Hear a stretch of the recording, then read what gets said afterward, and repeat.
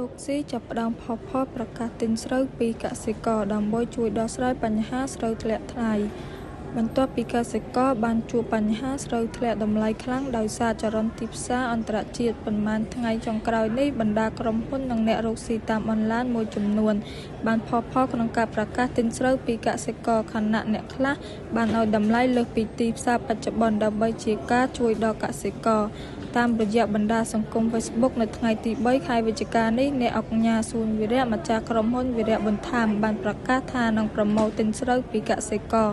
ប្រមាណ 30,000 តោនក្នុងតម្លៃ 950 រៀលក្នុង1គីឡូក្រាមដើម្បីចំណាយដោះស្រាយបញ្ហាទីផ្សារស្រូវនាពេលបច្ចុប្បន្ននេះទន្ទឹមគ្នានេះអ្នកអង្គការនំវីរៈប្រធានក្រុមហ៊ុន ACE Group បានប្រកាសប្រមូលទិញស្រូវពីកសិករផងដែរដោយលោកស្រីមានគម្រោងទិញស្រូវអូនឹប5451និងស្រូវស្រងាចំនួន100តោនក្នុងតម្លៃ1គីឡូ800រៀលសម្រាប់ស្រូវសើមនិងស្រូវស្ងួតក្នុងតម្លៃ 1000 រៀលក្នុង1គីឡូក្រាមសម្រាប់នៅវគ្គទី1ដើម្បីចូលរួមជួយកសិករខ្មែរ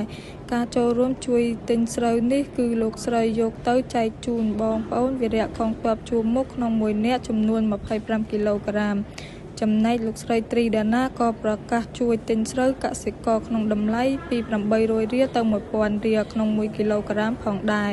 រីឯក្រុមហ៊ុនស្រាបៀរ Gainsbird ដែលជាក្រុមហ៊ុនផលិតក្នុងស្រុកមួយបានប្រកាសពីគំនិតផ្ដួចផ្ដើមដ៏គួរឲ្យកោតសរសើរមួយដោយសម្រេចចិត្តទិញស្រូវពីកសិករខ្មែរក្នុងបរិមាណរហូតដល់100តោន